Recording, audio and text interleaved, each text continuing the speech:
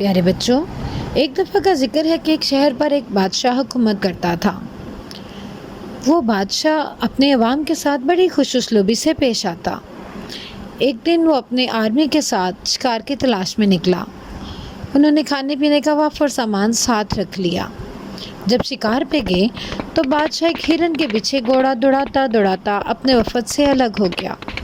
وہ کہیں دور جا نکلا اور اپنے ساتھیوں سے بچھڑ گیا۔ اسی طرح سے اس کو رات ہو گئی، لیکن اس کو اپنا کوئی ساتھی نظر نہ آیا۔ وہ جنگل میں وہیں بھٹکتا رہا۔ پھر دن چڑھ گیا، پھر بھی اس کو اپنا کوئی ساتھی نہ ملا۔ اس طرح سے 3 دن تک مسلسل وہ وہیں بھٹکتا رہا اور بھوک اور پیاس سے نڈھال ہو گیا۔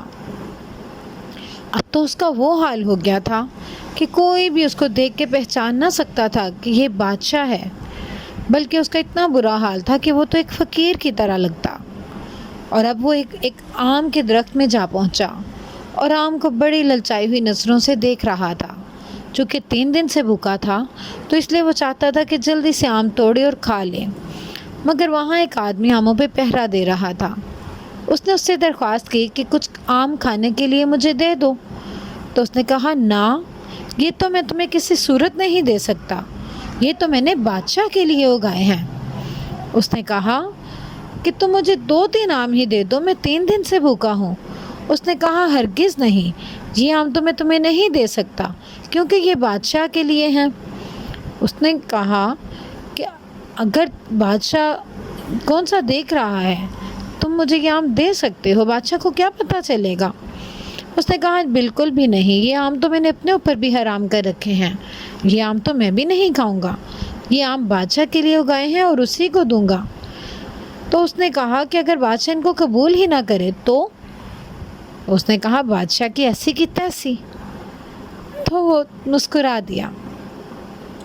خیر وہاں سے نکلا اور کھیتوں میں جا بیٹھا، اور کچھ ہی دیر میں اس کے ساتھی وہاں تک پہنچ گئے اور بادشاہ سے مل گئے۔ اس طرح سے بادشاہ دوبارہ اپنے محل میں واپس آ گیا۔ جب بادشاہ محل میں واپس آیا تو دل ہی دل میں اس کا انتظار کرنے لگا۔ وہ چاہتا تھا کہ جلدی سے وہ کسان اس کے پاس آئے، اور ایک دن واقعی میں وہ کسان وہاں پہ آ گیا۔ اس نے ڈھیروں آم اٹھائے ہوئے تھے اور اپنے گدھے پر بھی آموں کی بوری لاد رکھی تھی۔ بادشاہ نے اسے پہچان لیا اور بادشاہ نے اسے اندر آنے کی اجازت دے دی۔ جب وہ اندر آیا تو وہ بادشاہ سے کہنے لگا کہ بادشاہ سلامت، یہ آم میں نے آپ کے لیے اگائے ہیں اور آپ کے لیے تحفہ لے کے آیا ہوں۔ بادشاہ کی حصے مذاق جاگی۔ اس نے کہا اور اگر میں انہیں قبول ہی نہ کروں تو؟ کسان نے غور سے دیکھا تو پہچان گیا کہ یہ تو وہی آدمی ہے جو باغ میں اس سے آم مانگ رہا تھا۔ تو وہ ڈرے بغیر بولا تو کیا؟ تو وہی جو میں نے تب کہا تھا۔ بادشاہ کو اس کی بات یاد آ گئی کہ اس نے کہا تھا آپ بادشاہ ایسی کی تیسی۔ خیر بادشاہ نے وہ آم رکھ لیے اور آموں کے بدلے میں ڈھیروں انعام مال و دولت اس کو دے دیا، یہاں تک کہ اس کی بوری بھر کے روپوں کی اس کو دی جو وہ لے کے چلا گیا۔ اب وزیر کو اس چیز پہ بڑا حسد محسوس ہوا۔ اس نے کہا کہ بادشاہ سلامت، آپ بہتر جانتے ہیں، مگر اگر آپ ایسے ہی خزانے آموں کے بدلے میں لٹاتے رہیں گے تو خزانہ تو خالی ہو جائے گا۔ بادشاہ نے کہا اچھا، میں نے اسے روپے دے دیے، تم جا کے واپس لے آؤ۔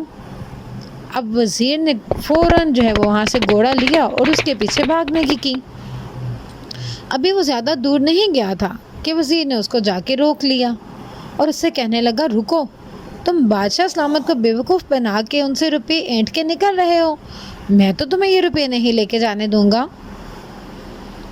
کسان نے کہا کہ تم کون ہوتے ہو مجھے روکنے والے؟ ظاہر ہے یہ روپے مجھے بادشاہ سلامت نے دیے ہیں اور وہی مجھ سے ان کے بارے میں سوال کر سکتے ہیں۔ وزیر نے کہا بالکل بھی نہیں، یہ تو میں تمہیں نہیں لے کے جانے دوں گا۔ اس نے کہا کہ تم مجھے کیسے روک سکتے ہو، یہ تو مجھے بادشاہ نے دیے ہیں۔ وزیر کہنے لگا اچھا اگر تم ضد کرتے ہو تو میرے 3 سوالوں کے جواب دو، پھر میں تمہیں لے کے جانے دوں گا یہ روپے۔ کسان نے کہا بسم اللہ، پوچھو۔ وزیر نے کہا کہ میرا پہلا سوال یہ ہے کہ بتاؤ آسمان پہ کتنے ستارے ہیں؟ تو کسان نے کہا کہ جتنے میرے گدھے کے جسم پہ بال ہیں۔ وزیر نے کہا یہ کیا جواب ہوا؟ کسان نے کہا گن کے دیکھ لو، ایک بھی کم یا زیادہ ہو تو میں گناہ گار۔ اب وزیر کیسے گدھے کے بال گن سکتا تھا؟ جس طرح ستارے نہیں گنے جا سکتے ویسے گدھے کے بال بھی نہیں گنے جا سکتے۔ اس نے دوسرا سوال پوچھا۔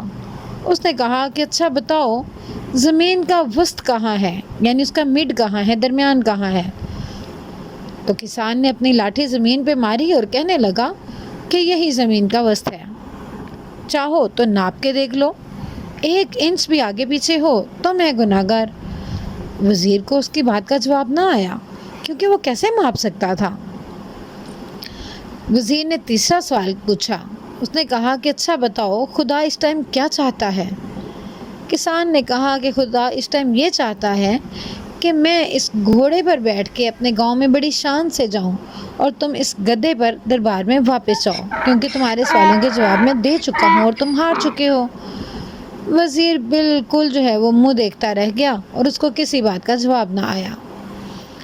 اور اس طرح سے کسان اپنی عقل مندی کے ساتھ وہ خزانہ لے کے اپنے گھوڑے پر بڑی شان سے اپنے گاؤں کی طرف چلا گیا، اور وزیر جو خزانہ واپس لینے گیا تھا وہ اپنا گھوڑا بھی اس کو دے آیا۔ تو بچوں دیکھا آپ نے کسان نے اپنی عقل مندی کے ساتھ کیسے اپنا فائدہ کیا اور بادشاہ کو بھی خوش کیا۔ تو ہمیں بھی ہر کام سوچ سمجھ اور عقل مندی کے ساتھ کرنا چاہیے۔